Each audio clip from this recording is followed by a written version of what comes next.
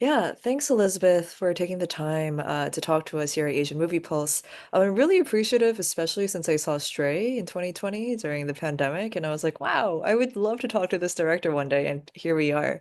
Oh, Um, and I guess thinking about Stray, which is shot in Istanbul, and this film, Mistress Dispeller, which is shot in Luoyang, right? yeah. And thinking about where you are positionally, right? Right now you're in California, but usually you're in Hong Kong. Mm. How are you doing this? You're going all around the world. For me, each of my films feels like an opportunity to get to know a culture, no matter how distant and foreign, like Turkey was to me, and how eye-opening that was to sort of approach non-human life and look at urban fabrics in a completely different and foreign way to how I was raised, both in Hong Kong and also in my life, adult life in the US. And so for something like Mistress Dispeller, it was really an opportunity also to explore mainland China, which is both familiar from an ancestral point of view, but unfamiliar because Hong Kong and mainland China's histories are so different. So yeah, each of my films feels like this passport to get to know people's lives and other beings' lives that I wouldn't normally have the opportunity to come across if I didn't have this camera with me. Mm. Yeah, Yeah. so like do the ideas come first or does the country come first? Like you think to yourself, oh, I want to go to Istanbul or oh, No, I want to so go to China. With Stray, the idea of dogs, stray dogs, really came first. And Turkey happened to have this really incredible history where they exiled the dogs in the 1900s, and then people have fought for the rights of dogs to exist after that. So that's really what drew me to Turkey. With China is the country that came first. I Mm. knew I wanted, after my experience with Stray and how I got to know that culture, it was such a rewarding experience that I knew I wanted to use, sort of replicate that journey as a filmmaker going into a land with China just to get to know it better before Right. Hong I mean, Kong. like mainland China is so large. How did you choose this particular place, Luoyang? So that is really the protagonist brought us there. So the Mistress Dispeller that we found, and I worked with our China-based producer Maggie Lee to locate and find dozens of Mistress Dispellers that we were able to meet in real life in China. And Teacher Wang was the only one who had such great and relationships with her clients that she was able to persuade, all three parties of a love triangle to be on camera at once. And that was such a rare and extraordinary quality. That's why we then followed her for 3 years and made the film that we did. So you started from 2022. Yeah, 2021, early 2021, and we wrapped production in 2023 or three. Wow. And Yeah. like, how did you hear about this phenomenon of Mistress Dispellers? So I because I knew I wanted to set a film in China. I was researching, tons of different ideas, food delivery workers, private detectives. I was always interested in mostly I was interested in telling a love story. That's what I wanted my next project to be after Stray. And after watching, I think it was Zhang Yimou's Raise the Red Lantern about four concubines living in the same house and sort of their battle for power within a patriarchal system, I was interested in seeing, what would love and family look like from the peripheral and disempowered perspective of a mistress. And so as I was researching mistresses in China, I came across the mistress dispelling phenomenon. And at first, I think I thought, when I read articles about it, I thought this could only be a fiction film. But it was really when I met Maggie, who is incredible at getting access to things, and she found real Chinese mistress dispellers, that it felt more and more like a possibility Oh, and I to mean, that's become a fiction film. I mean, sorry, a non-fiction film. documentary, yeah. And I think that's the really stunning part about Mistress Dispeller, right? Like, first of all, the disclaimer in the very beginning that's like, this is actually a nonfiction film, right? Mhm. And like, I was thinking about it, I was like, oh, obviously, I went into this thinking it's a documentary, but it's A, shot so compositionally, like, well, like, you have so many symmetrical scenes. You've been able to set up the camera in a way in which it looks almost like it could have been narrative. How Mm. did you do that? Were you in the room? Did you just give them the camera or? No, so most of the scenes in the film You'll note most of the scenes, because we didn't know how any of the scenes would unfold, because it's real documentary, we were trying to capture an authentic case unfolding without our intervention or interruption. Um, we mostly left the camera recording on its own, and the crew, including myself, would leave the room and monitor from afar. So we were never in the room, and that was really by design. My influences for the cinematography were very much indebted to Chantal Akerman's Jean Dielman, in which there's these really long, luxurious takes of a woman, alone in a kitchen, and you're watching her domestic life unfold over minutes. And I really wanted to bring that spirit to these domestic scenes because so many of these, the emotional labor that the women are going through and the men, um, so many of them just take place over, domestic tabletops. But I knew that I wanted it to be cinematic for audiences to want to see, to want to be in the rooms with them, and for viewers to have the privilege of being able to see the organic unfolding of a conversation as if it's a play, sort of like the ping-ponging back and forth in front of your eyes. So you're seeing the emotional sort of psychological changes that are happening within the protagonist in real time. So the stillness was designed in that way, and on a very practical level, it allowed us to leave the room after hitting record. Um, and I guess in terms of the cinematography and the composition, that's just sort of like in my mind, as I've seen so many films, I'm really drawn to composition, and so bringing that sensibility with me as I'm setting up the camera was just sort of like, it's sort of in your fingers and in your eyes, I guess, on a subconscious level. Yeah, no, it's so interesting, especially in this film, because I mean, similar to Stray, right? In Stray, it's about threes.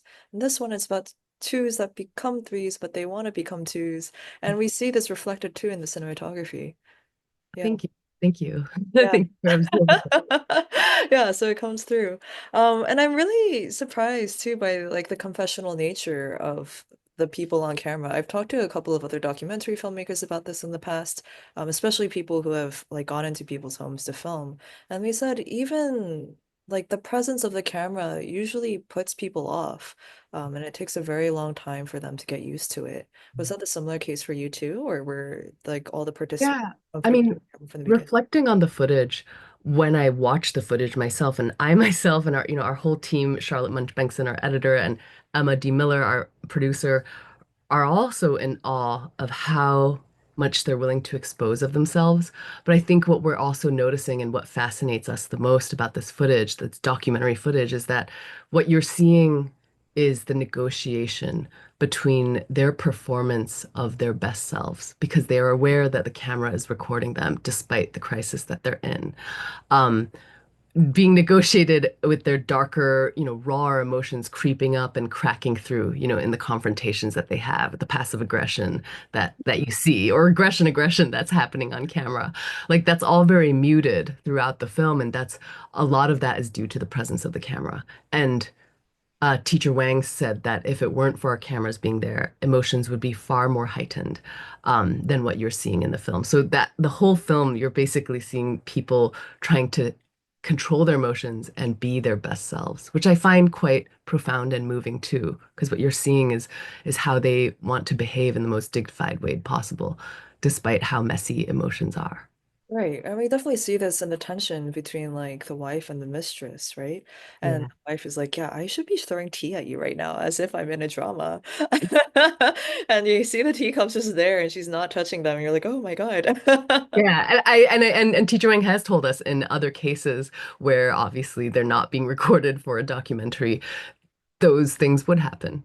Right. Yeah. And so like the entire time, did you have a personal rapport with the people on camera, or did you have a personal rapport with Teacher Wang before you started filming? Yeah, so with Teacher Wang, we had filmed her for 3 years, and we had actually filmed with multiple other cases and love triangles before finally settling and finding this one with Mr. and Mrs. Lee and Fei Fei, who gave us such deep access to their lives. And in those 3 years, we obviously developed like a deep relationship with Teacher Wang. That was inevitable.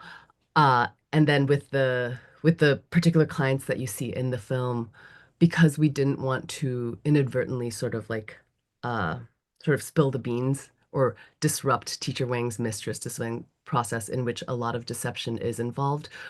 Teacher Mm, Wang actually wanted us to keep our interactions, direct interactions with them to a minimum mm, throughout the case until obviously the very end, where we had like a master interview with them and we really got to know what they were thinking throughout the 4 month process that we were filming the case as it was unfolding, um, how they were experiencing that. So that took the fly on the wall approach to an even greater extreme because we're not, off camera developing deep relationships with the clients, but there was a warmth there and a respect there so that by the end, Mrs. Lee was making us wooden earring carvings that she had made herself.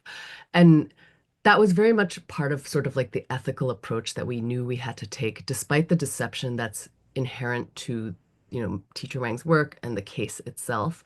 My producer Emma Miller and I, we were really conscientious of, how do we ethically approach filming this, mm. where at first the husband and mistress, couldn't possibly know what Teacher Wang's role in their lives was until the very end. And what we did was that we would allow them at the end, after reviewing the film, the opportunity to reconsent to being in the project. And if they chose to drop out, we were fully prepared to pivot the film's structure into a much more diffuse approach, where, it's about various love industries in China, which over the 3 years we had filmed all these backup scenes, which you kind of see in the vignettes, of different, matchmaking scenes, telephone companies, parental marriage markets that we wove throughout the core love story.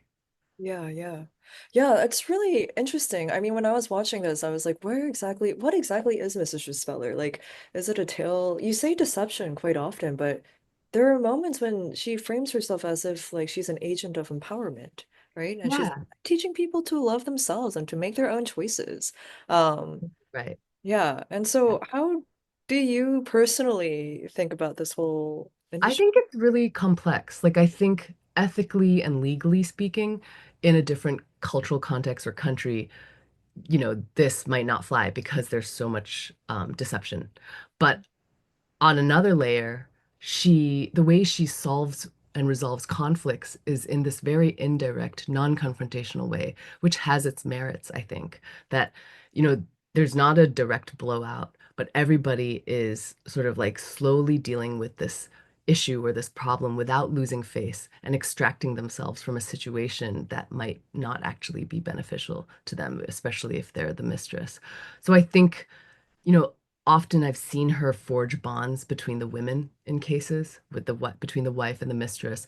And there's something feminist about a wife being able to be empowered to hire the services of someone like her to save her marriage.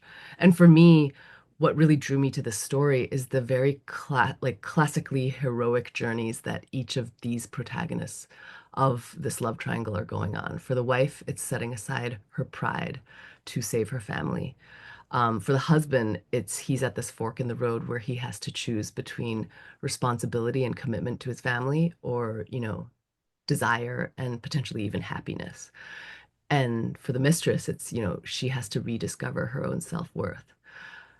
So I think I was just very compelled as a storyteller by these journeys that they're going on and how these people would rise up to the crisis of infidelity, based on what tools they have to meet to meet to meet the problem head on. Yeah, and I think something that's really striking about the documentary and Mistress Dispeller herself, Teacher Lee or Teacher Wong, that is that she is so sympathetic to the mistress, Hmm. which is not what we usually get in any sort of media piece, like whether it be a C drama or or like any other like melodramatic sort of moment. Yeah. Yeah, so many people have told me that that was one of the most striking things about this film, that they found their empathy sort of stretching towards the mistress in ways that they didn't expect. And for me, I remember the first time I decided that this there could be something here. I had filmed one session with a husband, a mistress, and a wife of a different case at the tail end of it, and the husband was crying because he felt so much kinship with this mistress who was from a more similar socioeconomic background as him, from a lower one, and he felt bullied in his marriage. And my heart really leapt out to this cheating husband. And that act of empathy that I felt like it would be really meaningful for audiences in 90 minutes to experience that same stretching of compassion going towards places you don't expect. Like to me, that in itself is a meaningful act that can happen in a movie theater. Um, and so yeah, with the mistress, I think the way Teacher Wang is able to sort of befriend them and really gain their ear and influence them is because she sympathizes with them. Mm. Yeah. Yeah. I mean, did you find yourself sympathizing with one more than everyone else, or? No, no, actually. Yeah, Yeah. I can see I could see the husband's perspective. I could see how, brave the wife was. And I could also see, I could empathize with Feifei and what was happening to her throughout the course of the film. Yeah. Yeah. Yeah. I think I anybody who's ever been in love or lost love at some point in their life will be able to see themselves in different scenes. Yeah, and I think that's kind of the power of melodrama, right? Of any sort of being able to relate yourself to somebody or put yourself into their shoes. Yeah. Yeah. And I think something that's also interesting about this within the context of the US, right? And of like Anglophone and sort of media is all this sort of love advice that we get from influencers, right?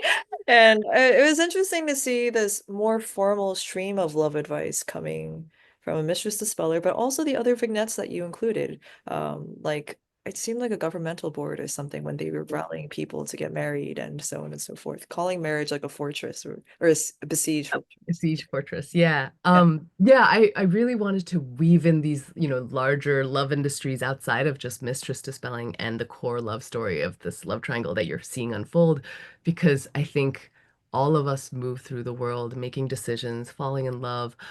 Um, we don't just make these decisions in a vacuum, and our feelings don't just happen in a vacuum. They're all influenced by, society and our environment. And so that's why all those sort of wilderness landscapes are there, and also the societal landscapes are there, because I'm trying to say that, this is all those wilderness landscapes were taken across sort of national parks across China. And I want to nod to the fact that, we're just animals, primal beings moving through a landscape in which these love stories are taking place, trying to find connection, maybe trying to find reproduction. Um, and and with those, parental marriage markets, the telephone marketers who are trying to like get people's hitched and saying, a woman's value declines, her market value on the dating market declines as she ages. Um, that's really to say, like, we're trying to find connection, but it's so difficult in a landscape where love is commodified and connection is tied to status and what assets you have. It may be more extreme and explicit in China as I filmed it, but I think those are universal, class and love are universal themes that, Jane Austen has been exploring for, many books already. Yeah. Yeah. You just watched the Pride and Prejudice movie or Yeah. yeah. Actually reading all those Victorian era books was, part of my research too. Oh yeah. What do you mean? Well, just like I think just the way that and I don't know how far we've come from that, you know, Oh, like yeah. finding yourself situated within a patriarchal structure Right. as women, and as men, and it's tied to society, status, and all those things. Um, that's all at work, I think, in our lives and in our characters' lives. Yeah. Yeah, and I think this question of agency, right? And I think also it's within this film, and especially with Mr. Lee, the nuances of desire despite the commodification of the love industry. Um, I think I was really shocked when he was like, "Well, I love them both." And it was very matter of fact. It wasn't any sort of, I don't know, soft sort of queer desire or anything that we see in a lot of films like In the Mood for Love or something like that. It wasn't anything. super contentious. It just was what it was. Yeah. Yeah. Yeah. And it's like really kudos to him for being able to be so honest Mm. in film and self-aware in Yeah. this way. Yeah, and not really going by any particular label or another. Because I'm sure if somebody said that in the US, it'd be like, oh, but it's polyamory. But it's like, it's not Yeah. really that either, right? Yeah. Yeah. Yeah. And I think this idea where you're talking about like, I'm so intrigued by this idea that you're like, yeah, we're just like animals and we're looking for connection because that is kind of what we see in Stray. Uh, Yeah. when we see the dogs, we start to personify them, I think. Mhm. Because they too are looking for connection, like for an owner or somebody to take care of them in the nitty-gritty streets of the city. Yeah, and actually all the dogs in Stray were female, which people don't know, obviously, as they're watching it. But I remember as I was filming it, even as the dogs are like wandering through the women's march that's happening in Istanbul at the time, the protest, I was like, oh, these are all like non-human female citizens of Oh, Istanbul yeah, engaging on the politics of humans in such a different way. yeah. So you feel like this is just endemic to like the female condition, you think, or What? it's just this search for love in a nitty-gritty place, or Oh, I don't think search for it's connection? female. I don't think it's just female. I think men and women Yeah, are all searching for it yeah, because I think it's a biological imperative. I was just reading Yuval Harari's book Nexus, and I think he talks about sort of like biodramas. Why are we so why why do we love melodramas? Stories about love triangles, jealousy, or sibling rivalries? Because these are biological dramas that are inherent to our species survival, like procreation, competition among different mates, yeah, rivalry with siblings. Like yeah. we're all just animals at the end of the day, and we're Wow, wanting our genes to pass on, or that's why I think these kinds of stories resonate so deeply with us. yeah. So it's like on a It's in molecular. the fabric of our DNA. Yeah, yeah. Wow, that's amazing. Cool. And I guess one other question in relation to this film is like, how did you change while you were making this documentary? I mean, I'm sure your questions were very different from when you first started, especially when you're thinking about like the sort of love industry and everything. Hmm. Um, but at the same time, like while one can say, yeah, this is a universal thing and this is a biological thing, it's also like a very personal and emotional thing too, right? Yeah. How do you think Um, it changed over the course of the project? I think, I think, I think like each of the people who've worked so deeply on this film have different takeaways because this was like a 4 year long journey. Great. I know for Maggie, and maybe this has changed, one of my producers, she grew quite cynical after having seen so many case after case of cheating men and just seeing the way that these love stories unfurled. Um, Maybe that's changed for her now, but for me, I still very much believe in love. And when I watch the film, I Yeah. think there's a lot of love there between all three of them. It to varying degrees and maybe being, clouded by different things and Mm. suppressed by different elements that are forces in the world. But yeah, I believe in love still. I think it's hard. I think it's hard for everybody, and I think it's hard to sustain love, to maintain love. Yeah. But I hope that, yeah, it's funny. The film strikes people in really different ways. Some people think it's like a horrific portrait of, just having to live by other people's expectations, whereas Mm. other people see it as a very tender drama of about forgiveness for yourself and for the people around you and how they behave in love. Yeah. And for yourself, it's an optimistic thing. Yeah, for me, I believe in love, which is why I like love and I made this film about love. Yeah. And yeah. And Yeah. Maybe the I would cynic. hope that there's some hope Yeah. in by the end. Huh. Yeah. Maybe the cynicism is more about the cynicism of romance than it is about love, right? Yeah, I think romance is much more complicated and obviously like tied to so many different things. Yeah. Yeah. Corruption. Yeah, how we Corruption, you said? corrupting how we connect with each other. Oh, Yeah. interesting. Yeah. A new lens. Okay, and finally, what are you working on next? Are you going to continue on this path for the search of human connection or animal connection? Yeah. I think definitely I would love to find a way to fuse sort of the non-human and the human in whatever my next project will be. Yeah. Well, do Yeah. you have a good passport country you'd like to go to next? No, not yet. Um, I don't know yet. Yeah, fair enough. I mean, you just finished this one. I guess it'll take time. It's taking time. Great. So